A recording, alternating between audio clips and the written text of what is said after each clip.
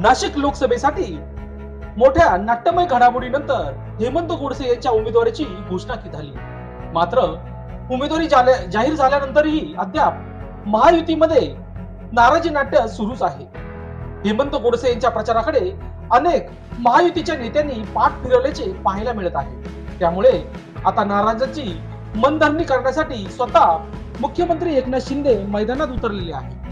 नाशिक लोकसभा मतदारसंघातील महायुतीचे उमेदवार यांच्या प्रचारार्थ मुख्यमंत्री एकनाथ शिंदे यांच्यासह उद्योग मंत्र्यांनी विविध क्षेत्रातील मान्यवरांची चर्चा केली.